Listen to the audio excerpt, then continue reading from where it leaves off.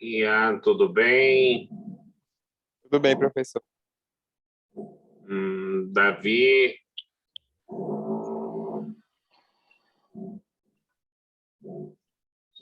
bom,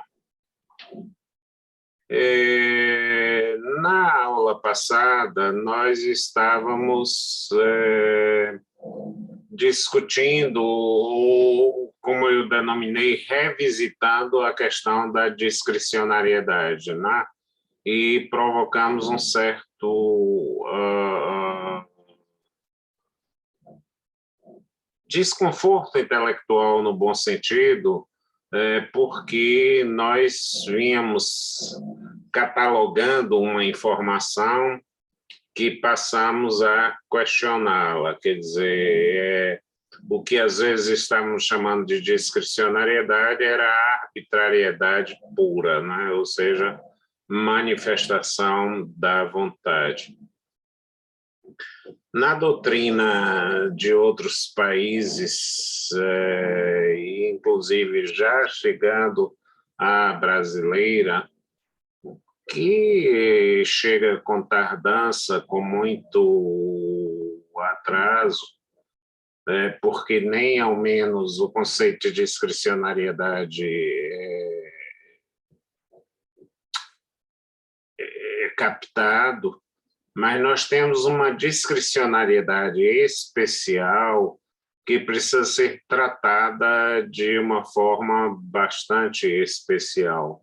Trata-se da discricionariedade de planejamento. Ou seja, o que é essa discricionariedade? Em que é essa discricionariedade difere da discricionariedade comum? Eu tomo o exemplo do médico. O médico tem o diagnóstico e ele faz o quê? O prognóstico. Ele segue o protocolo, pede os exames, verifica o que são os exames e, a partir daí, ele, entre aspas, escolhe o procedimento indicado. Escolhe por quê? Porque o dever dele é buscar o medicamento mais apropriado segundo aquele quadro.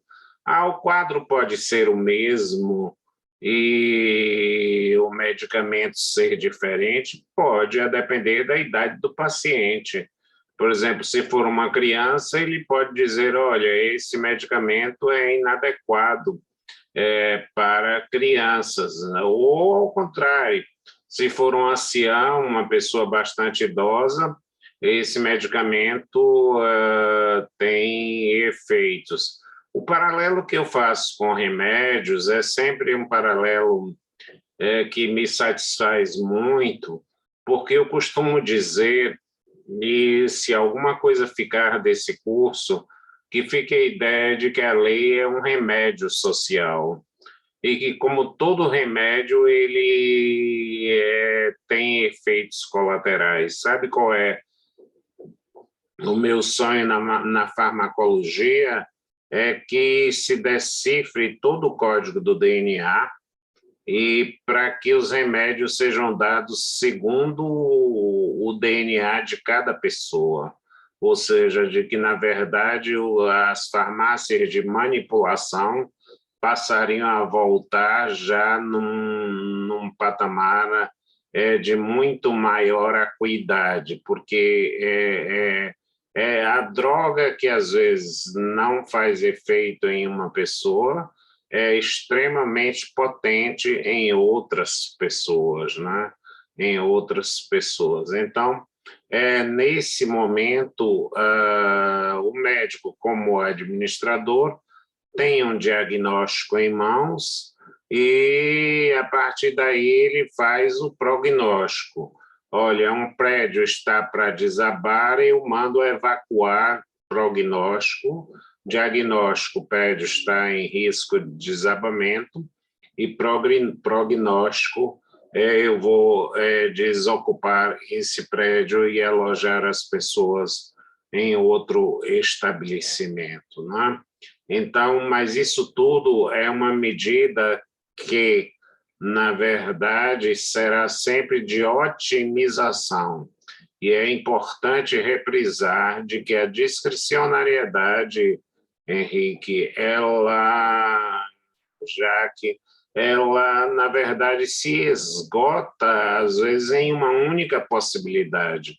Aquele exemplo da aluna que eu disse, um critério relevante, se alguém tiver que salvar a mãe, um parente, um tio, ou um desconhecido que seja, e estiver diante de uma prova, eu recomendo fortemente que a pessoa deixe a prova e vá socorrer a vida de uma determinada pessoa. É claro que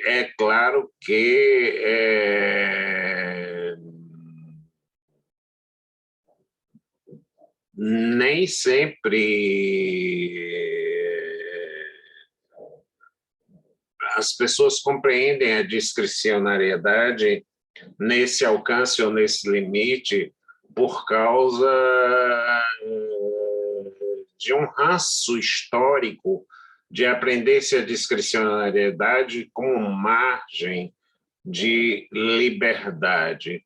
Eu vou contar um caso bem banal, bem que eu duvido muito que algum outro professor, não porque eu seja longe de ser o melhor ou igual, eu sou um aprendiz.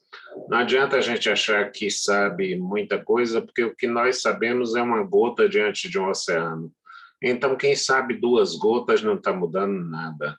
Quem sabe 3 gotas diante de um oceano não muda nada. Então, fulano tem o triplo de conhecimento de uma pessoa. Tá, ele tem 3 gotas de água de um oceano. O que isso muda na ordem de grandeza? Tá, jogue essas 3 gotas no oceano e veja o que são. Então, essa relação de quem é mais ou quem é menos é uma relação contraditória em si mesmo, se nós tomamos a própria relatividade num sentido bem rasteiro de Einstein, né? De que os dados são efetivamente comparativos e nós comparamos os dados, quer dizer, se nós tomarmos um oceano, 1 gota, 2 gotas, 5 gotas, 10 gotas, um copo de água cheio, não vai mudar muito, você não vai perceber nada na vida do oceano, né? Você não vai perceber nada na vida do oceano. Mas vejam uma determinada coisa. Eu me lembro, e esses casos eu gosto porque eles servem para a teoria, eu gosto muito da prática que constrói a teoria e não da teoria que sai em busca de uma prática. Toda teoria que sai em busca de uma prática é uma teoria suspeita, né? Toda teoria que sai em busca de uma prática, ela é uma teoria suspeita. É preciso que eu reúna elementos práticos e acho que eles têm em comum para gerar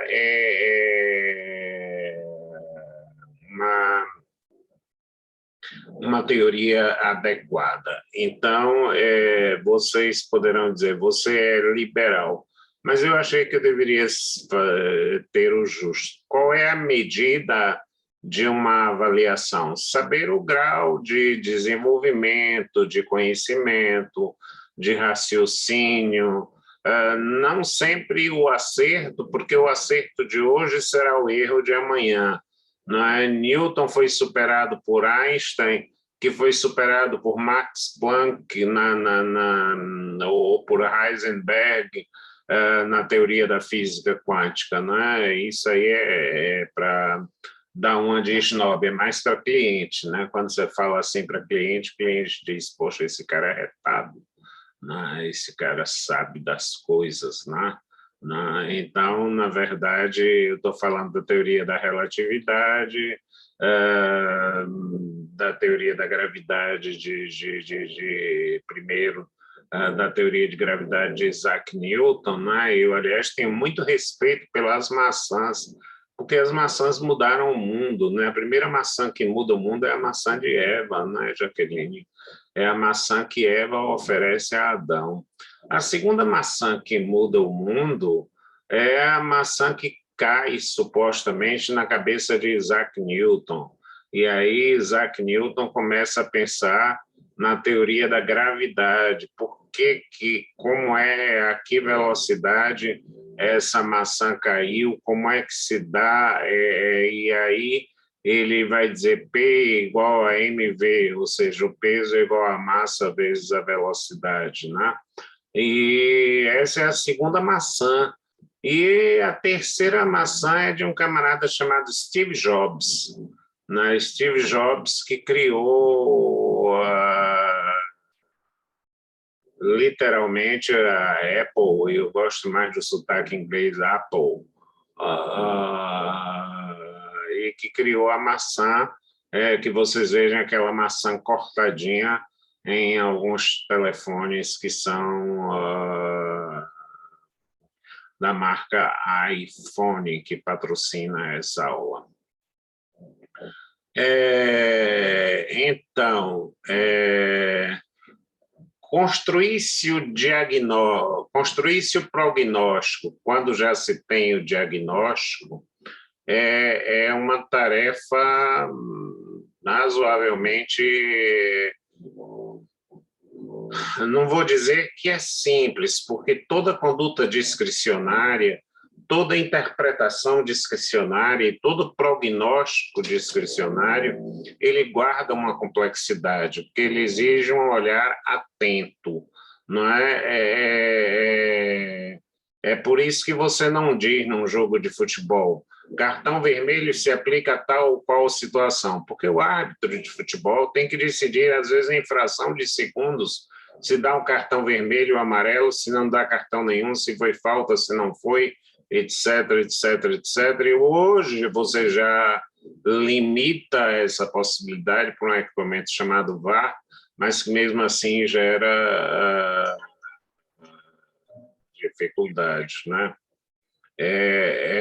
Mas existe uma espécie de discricionariedade que tem sido tratada diferentemente da discricionariedade comum, que tem sido tratada diferentemente da discricionariedade comum, que é a chamada discricionariedade de planejamento.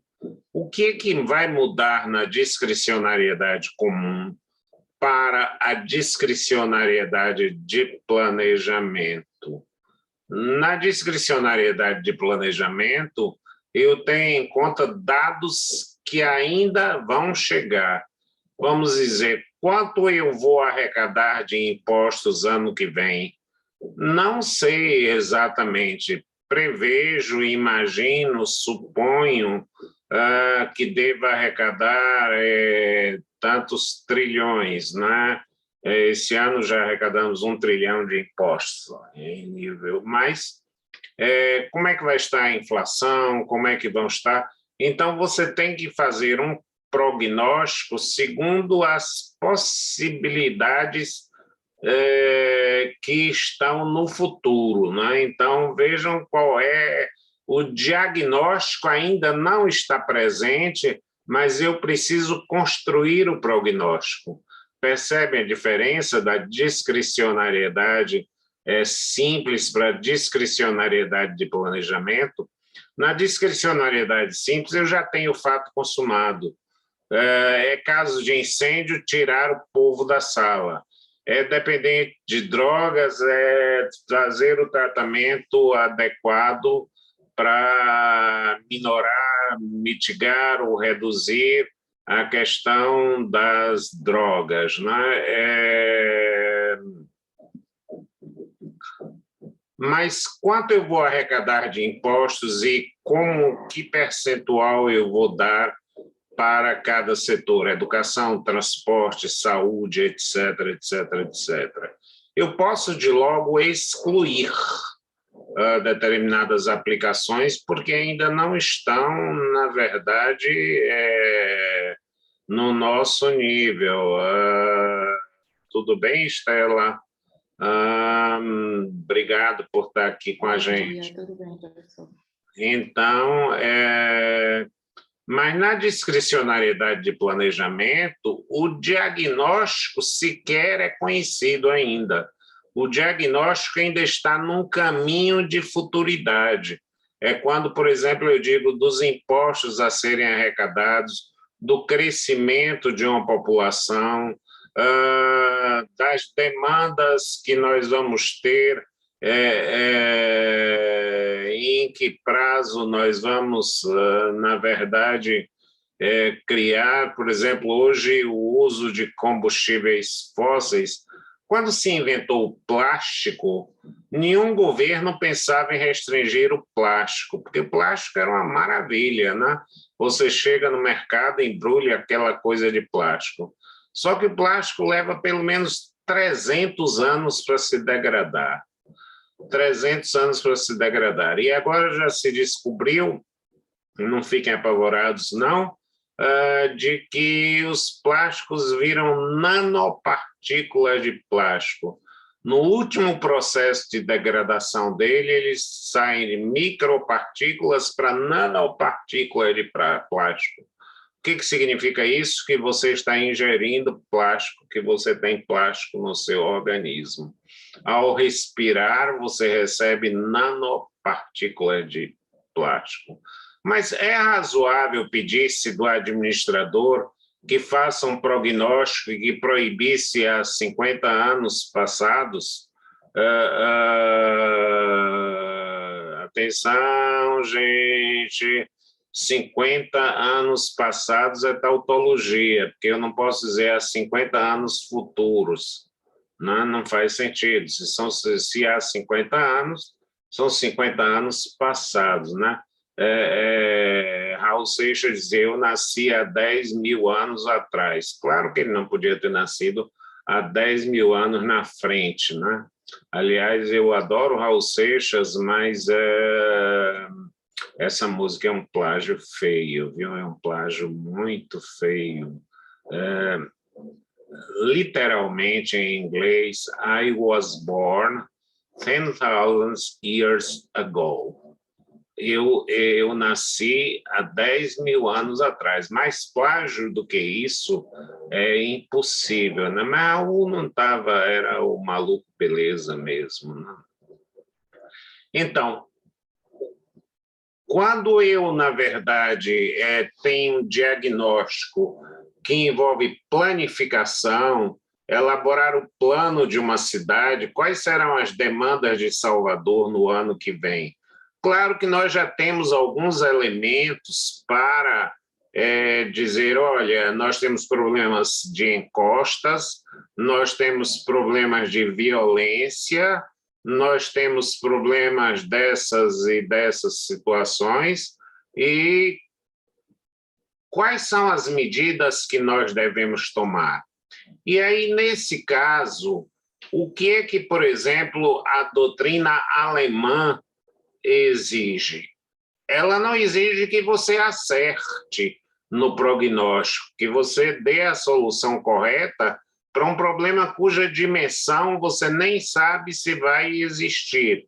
Quem poderia prever a pandemia, né? Quem poderia prever a pandemia? Não é ninguém. Então, não é razoável que você tivesse tantos leitos sobrando quando, na verdade, você poderia ter dito. Então, como é que você faz o exame da discricionariedade de planejamento? Pelo chamado juízo de ponderação. O que é o juízo de ponderação? Quais são as possibilidades, quais são as chances, quais são as hipóteses, quais são os conflitos de interesses? Vejam que é um mecanismo absolutamente complexo. Por exemplo, se eu quiser fazer uma estrada, há conflitos de interesse. E a gente sempre ouviu falar na supremacia do interesse público. Gente, isso é um conto de fadas, porque há vários interesses públicos colidindo. Fazer uma estrada é interesse público, mas se eu precisar derrubar uma árvore, manter a árvore em pé também é interesse público. Então, há colisão de interesses e somente caso a caso, ponderando qual o interesse prevalente, e nós que o tempo inteiro vivíamos achando que discricionariedade era quase um achismo, era, na verdade, a gente pensar, quer dizer, a jurisprudência alemã não exige que o administrador acerte, mas que os critérios pelos quais ele se paute, eles, na verdade, sejam critérios de uma ponderação plausível e sejam adequados. Eu não posso, por exemplo, incluir um critério a priori irrelevante, tipo assim, pessoas de cor de pele amarela, chineses, porque é um critério que não tem nenhuma relevância, né? É um critério que não tem nenhuma relevância. Então, os juízes discutem se aquele critério adotado, quando eu digo, por exemplo, proteger as encostas, eu estou protegendo a vida, e aí eu digo proteger aquelas que oferecem mais riscos. E aí eu tomo em consideração os nossos índices pluviométricos de chuva são esses, mas as mudanças climáticas estão gerando essas e essas. Então, os juízes alemães pedem que a administração faça esses exames todos. Ela não quer que a administração acerte sempre, mas ela quer que, pelo menos, os critérios que a administração use sejam critérios ponderáveis, que sejam critérios absolutamente ponderáveis. Está havendo uma campanha, os policiais de São Paulo estão se posicionando contra, e há candidatos a governador dizendo eu vou tirar uma câmera, que eles usam, a mini câmera, que é alguma coisa que ele não pode desligar e que registra todas as ações deles, né? E que registra todas as ações dele.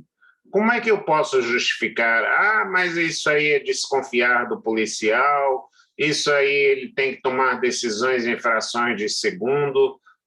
Quais são os resultados que nós temos? Houve uma redução de 46%, eu estou dizendo isso. Eu vi hoje num podcast, 46% de redução de mortes causadas entre tiroteios na polícia pelo uso da câmera.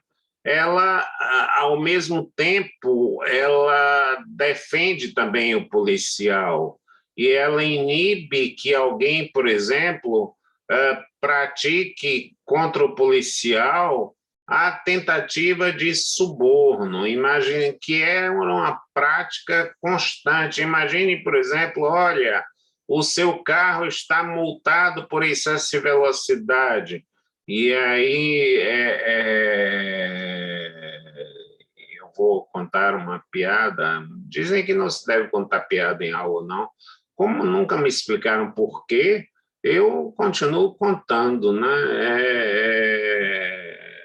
Não me explicaram por que não pode contar piada em sala de aula e eu aí continuo contando. Eu vou tomar uma água. Dizem que um policial, que um agente do trânsito aborda uma pessoa e seus documentos, ele não tinha documento nenhum, estava sem nenhum documento. Aí ele tira uma nota de R$ 50 para dar ao guarda, que se tivesse a câmera, isso ele se inibiria, porque estaria registrado, E a nota de R$ 50 tem um símbolo de quê? De um animal. Qual é o animal? Alguém sabe? Uma onça, né? Uma onça que está na efígie da coisa. E aí, a nota de R$ 100 tem um peixe, né? E aí ele tira a nota de R$ 50 e entrega ao guarda, e aí ele finge que não está sabendo nada e começa a cantar aquela música, uma onça pintada no escuro. E o policial responde, quem dera ser um peixe. Ou seja, o policial, na verdade, estava querendo. Isso evitaria. Quer dizer, então, como decidir se ter a câmara ou não? Quais são os resultados das câmaras ou de não se terem as câmaras? Quais são os resultados de se terem ou de não se terem as câmaras? Há determinados fatos que nós temos, por exemplo, o hábito de queremos teorizar e achar que a vida tem que prestar contas a Kelsen. Essa frase é de Eros Grau, ou seja, de que a vida vai ter que se ajustar às nossas teorias. Uma vez eu fiz nas aulas presenciais, que tem alguns recursos melhores do que esses, as pessoas podem, eu criei algumas equipes, eu digo, olha, está aqui uma lista de remédios, a equipe vencedora vai ganhar simbolicamente um livro. Quem é a equipe vencedora? A que conseguir, na verdade, o menor preço para esses remédios. E aí ganhou uma equipe.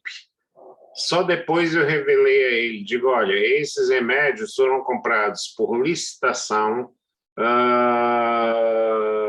pelo menor preço, pelo Hospital Universitário Edgar Santos, e o preço era 40% maior do que o que a equipe vencedora conseguiu. Quer dizer, mesmo com a licitação pelo menor preço, as pessoas ligando e comparecendo à farmácia, me deu uma cotação desses remédios aqui, conseguiam um preço muito menor do que o Estado comprando. Então, não adianta nós dizermos que podemos criar, que a melhor forma de igualar, de gerar isonomia, é criar esse tipo de situação. É preciso que nós escolhamos da experiência. Será que o modelo de licitação que nós temos, o modelo de compras públicas que nós temos ainda é o mais eficaz? Vou contar a vocês uma história real.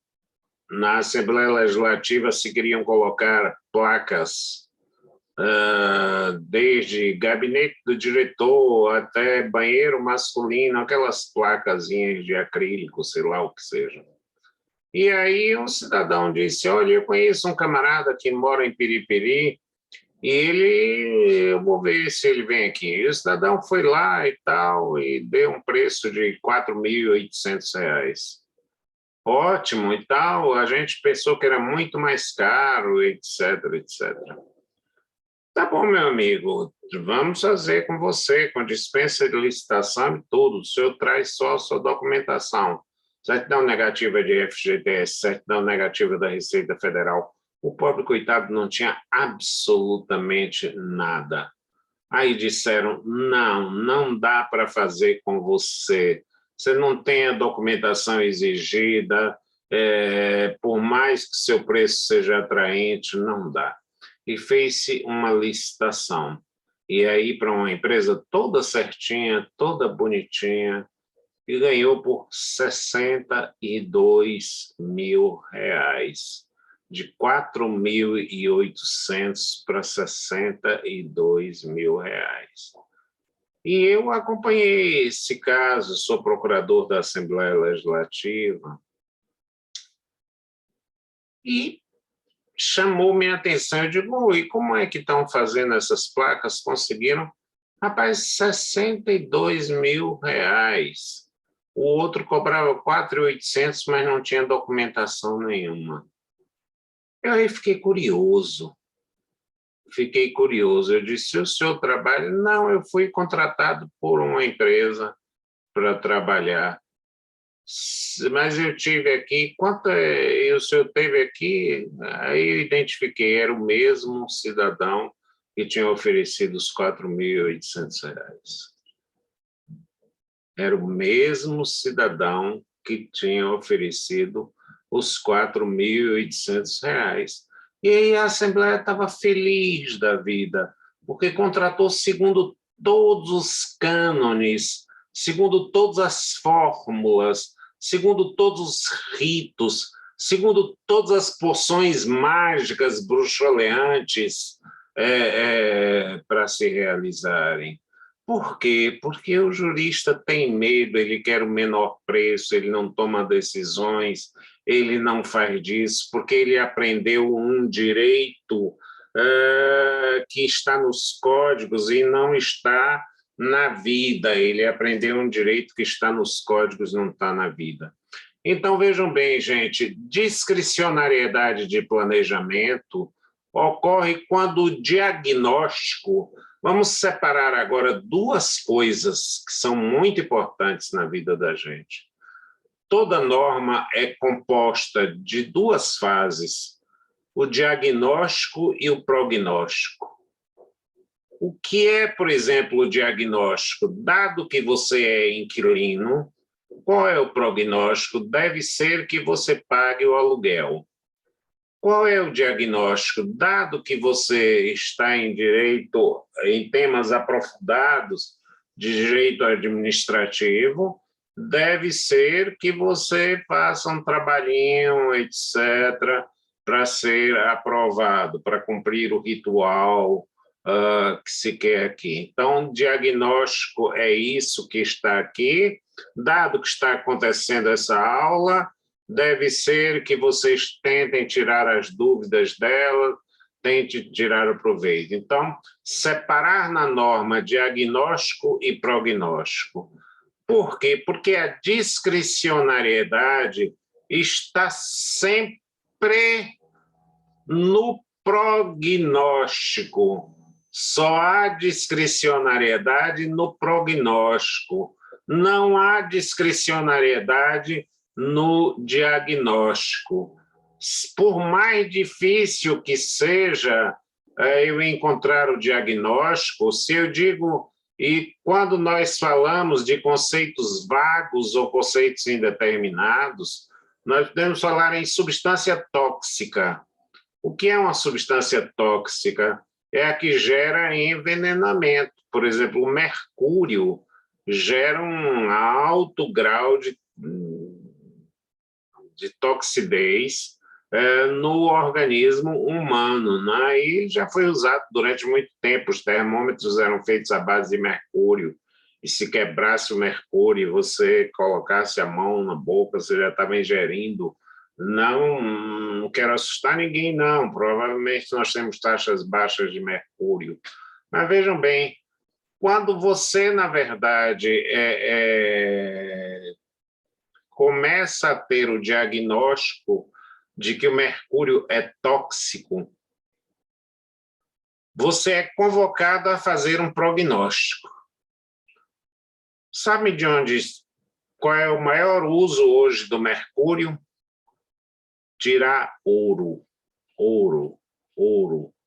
O garimpo do ouro nos rios.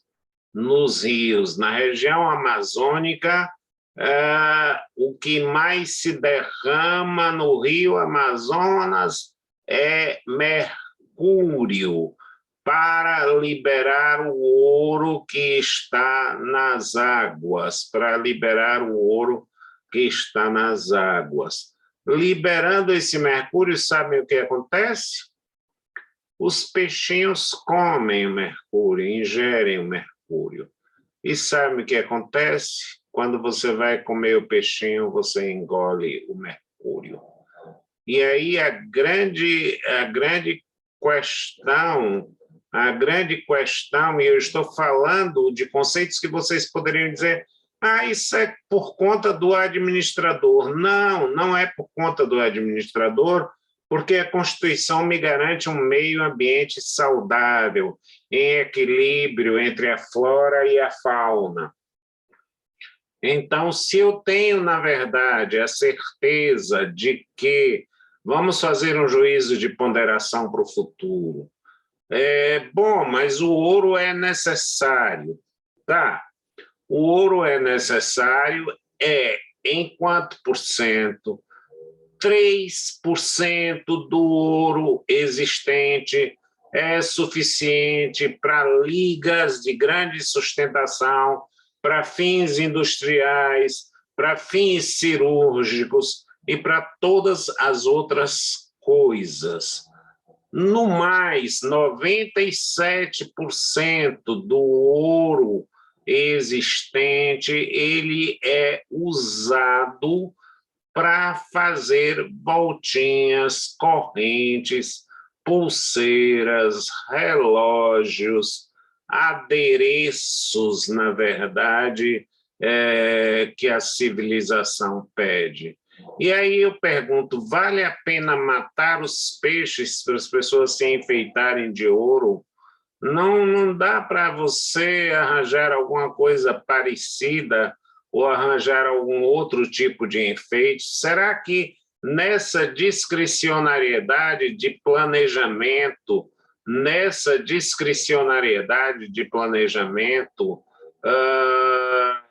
não seria o caso de se dizer, olha, ponderando-se a utilidade do ouro, que é apenas de 3%, ponderando-se que 90% se destina a uso estético, ponderando-se que, na verdade, há uma mortandade de peixes, ponderando-se que esses peixes consumidos são vendidos pelo pequeno pescador e geram doenças em pessoas que o ingerem, portanto, já não querem ingeri-lo.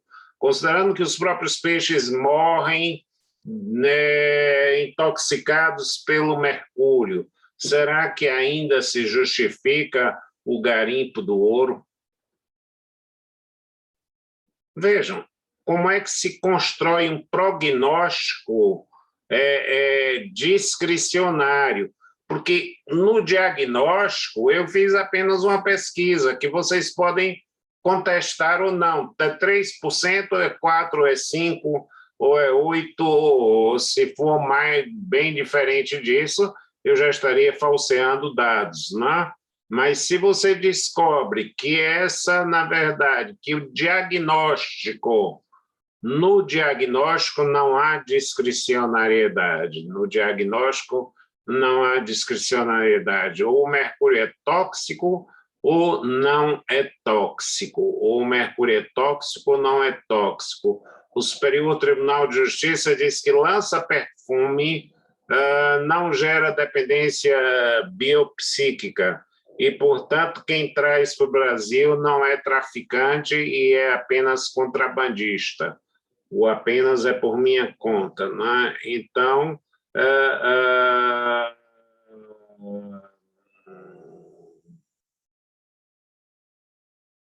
no diagnóstico, você tem verificação. No prognóstico, você tem métodos para colher os resultados, para projetar os resultados, para, na verdade, criar os resultados.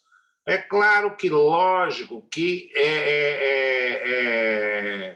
os prognósticos já podem ser dados com antecedência, mesmo numa discricionariedade de planejamento. Eu tenho uma carta belíssima da Prefeitura de Estocolmo. Eu estou falando de Estocolmo, gente, tá? Eu não estou falando de... Aliás, nós temos uma mídia seletiva, eu não estou falando da Somália, não, tá? Eu estou falando de Estocolmo. Estou dizendo porque na Somália, há algum tempo aí, caminhões bombas mataram 500 pessoas, e, no entanto, ninguém, a imprensa aqui não deu o menor valor. Ah, porque a Somália é muito distante daqui, tá, a notícia vem a cavalo, o cavalo chega aqui, vai trazendo no papel, etc. Quer dizer, a mídia seletiva, ela trabalha com outros tipos de valores. Mas então, Estocolmo mandou dizer o seguinte: eu peço desculpas para não aceitar os Jogos Olímpicos de Inverno de 2022, esse ano, porque a minha Constituição obriga que eu ataque prioritariamente a questão habitacional. E eu ainda estou com um déficit habitacional de 18%.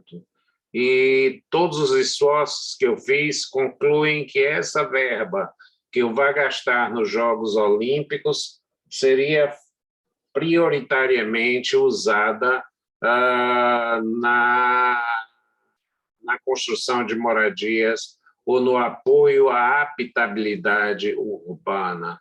Vejam que, na verdade, é uma decisão jurídica, é uma decisão do ponto de vista jurídico. Então, você pode ter no diagnóstico conceitos indeterminados. O que são conceitos indeterminados? São conceitos de alta indeterminação. Já os conceitos determinados são conceitos de alta determinação, embora haja sempre um grau mínimo de indeterminação. Se eu digo mesa, ela pode ser redonda ou quadrada, mas é um conceito determinado, né? É um conceito determinado. Se eu digo relevante, isso é um conceito indeterminado. Se eu digo risco de vida, isso é um conceito indeterminado, né? Se eu digo grau de poluição, isso é um conceito indeterminado, né? Então, esses conceitos indeterminados são objetos de pesquisa e não se confundem com discricionariedade. Lá venho eu provocando mais coisas, né? Vocês pensaram que era tudo, né? Que era só desconstruir a discricionariedade. Vejam, os alemães chamam Tatbestand e Rechtsfolge. Tatbestand é a previsão, onde estão os conceitos determinados ou indeterminados. E o Rechtsfolge é a estatuição, o que fazer diante desses conceitos indeterminados. Às vezes você tem, por exemplo, que realizar juízos de ponderação. Eu fecho esgoto a céu aberto ou construo mais um hospital? Eu não posso tirar isso da minha cabeça e decidir que eu devo fazer esse tipo de coisa. Nós não estamos habituados a controlar a administração pública por esse lado, porque nós temos a falsa compreensão de que essa administração pública tem, digamos, o quê? A liberdade de criar, quando eu só tenho liberdade para o que me diz respeito. Quer dizer, se eu quero e ela também quer tomar banho de chapéu, então viva a sociedade alternativa. Vejam, essa é uma questão bem pessoal, bem própria, que não cabe, diga, Jaqueline, que não cabe, na verdade, você interferir na vontade de quem quer. Se eu quero, ela também quer tomar banho de chapéu, viva a sociedade alternativa, né? Por exemplo, meninas, sobretudo no Rio de Janeiro, a crônica tem falado do Rio de Janeiro. Em breve a gente evolui, a civilização chega aqui. Se apaixonam por garotos do tráfico, porque eles usam armas pesadas, porque eles têm moto, porque eles têm uma série de coisas, e porque eles têm um prestígio na comunidade em que elas vivem ou em que elas fazem, ou até aquelas que são de fora e que moram em zonas muito ricas, como a geografia do Rio facilita, você tem o morro e a cidade de luxo muito próximas, mas se ela quer casar com o traficante, tudo a lamentar, nada a proibir, porque se trata da autonomia da vontade. Mas eu não posso dizer se faço esgoto ou se faço hospital, porque eu tenho que minimamente medir os dados, medir os elementos que sejam necessários ou não, para depois construir o prognóstico. Porque se eu digo que, por exemplo, essa é uma área onde eu vou fazer poços artesianos, mas eu não faço uma medição se existe água em que nível do solo, eu estou tomando uma decisão discricionária sem uma base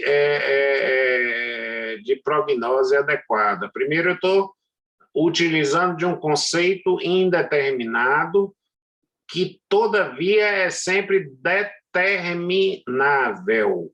Não faria qualquer sentido, se nós, na verdade, tivéssemos os conceitos indeterminados para serem indetermináveis. Se eu dissesse, o presidente da República pode nomear quem ele queira.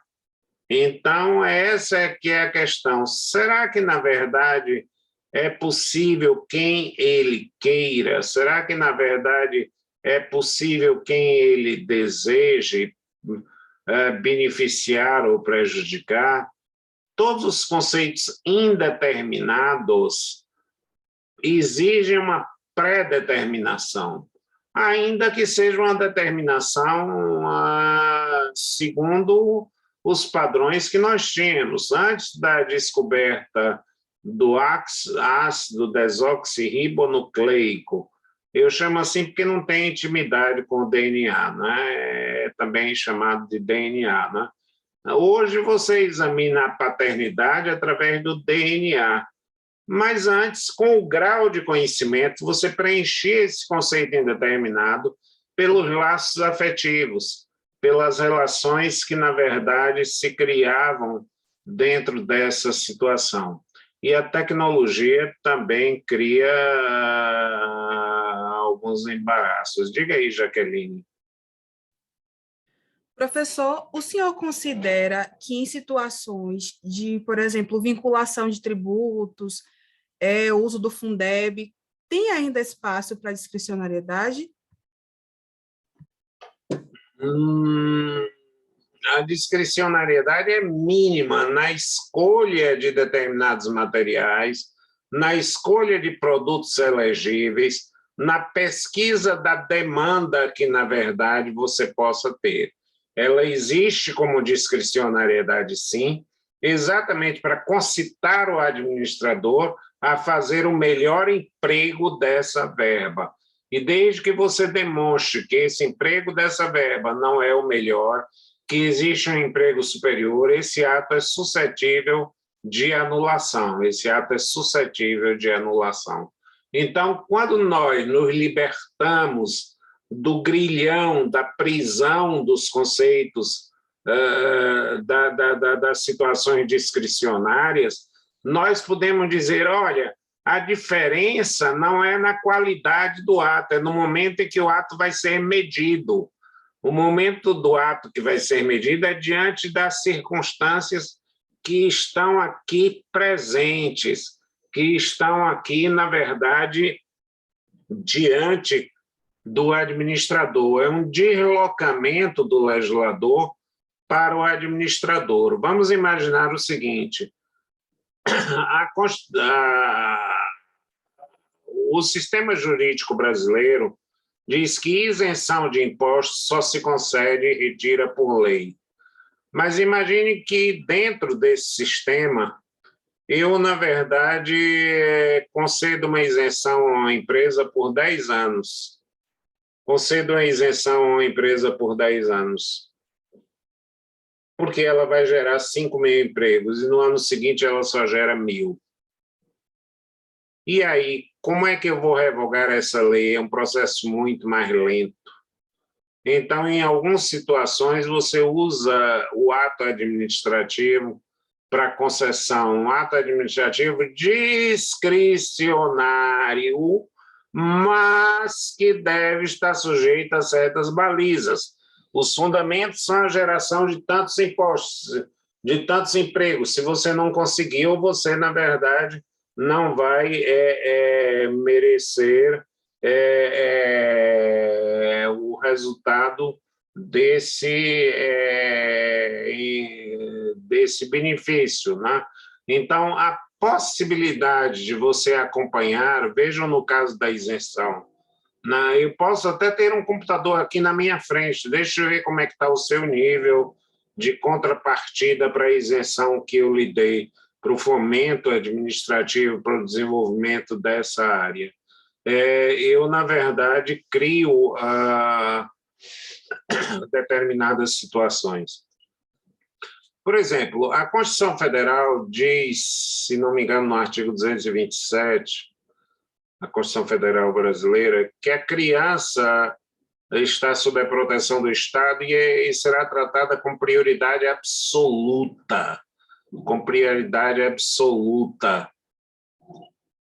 Isso quer dizer o quê? Que enquanto eu tiver crianças nas ruas, eu não posso fazer outra coisa. Infelizmente, a verdade é essa. Toda vez que você encontrar uma criança na rua, eu digo, olha, não pode gastar na praça, não.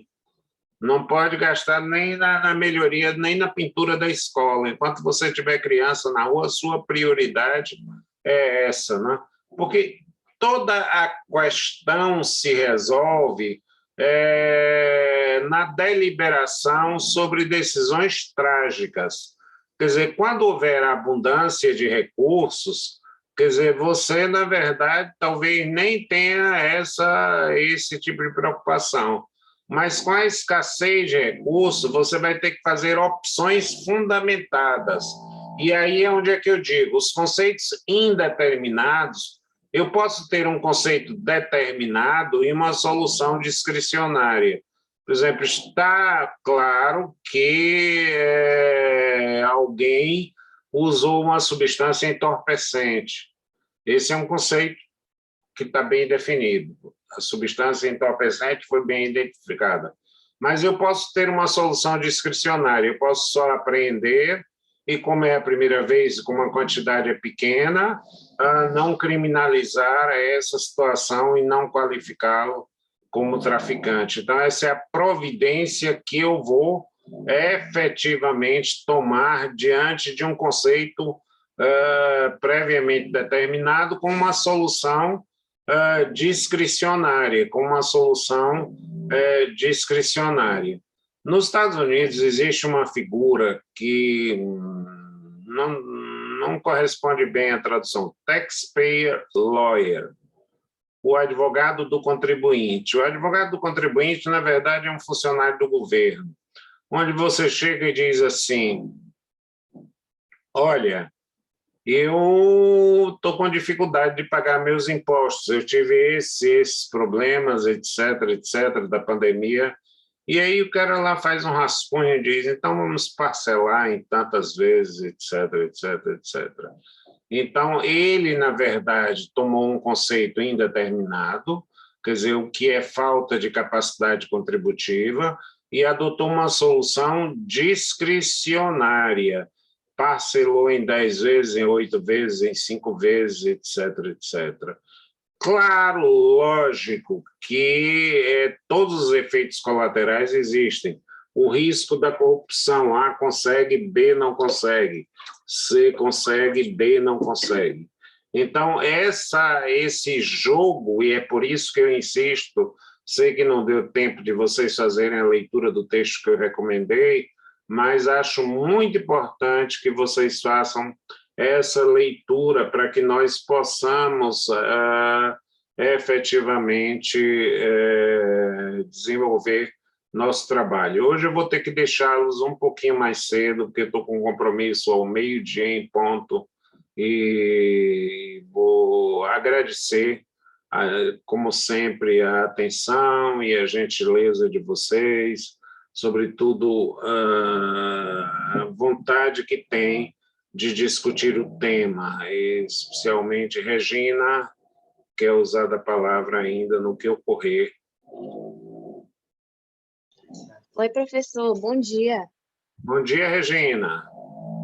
Queria só pontuar, eu já comecei a leitura do texto que o senhor passou, achei muito interessante essa inserção da planificação na atividade administrativa, né?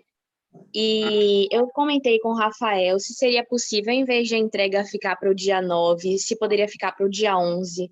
Pode, tranquilamente. Para mim, Tá bem, obrigada. é conteúdo do que forma, tá? Tá bem, obrigada, viu, professor? Claro que se vale para você, está valendo para todo mundo também. Aproveitem a informação aí. Ficamos prorrogados para o dia 11, porque parece que Rafael retardou também na colocação do vídeo da aula passada. Então, fica para o dia 11, sem problema nenhum, tá bom? Tá certo, professor, obrigada. Bom final de semana para o senhor, gente, viu? obrigado, Regina, pela sua observação. Obrigado a vocês todos. Vou encerrar, porque eu estou com compromisso ao meio-dia e quero agradecer a vocês de coração pela presença, Estela. Oi, professor, bom dia. Bom dia, Henrique. Bom dia, Hildon. Bom dia.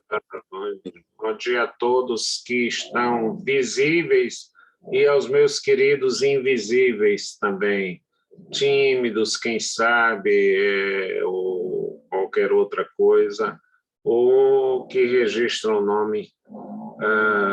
Mas eu quero dizer a vocês que eu tenho muita alegria em estar com vocês já quase colegas, tá certo? Tá bom, gente? Um abraço grande, tchau.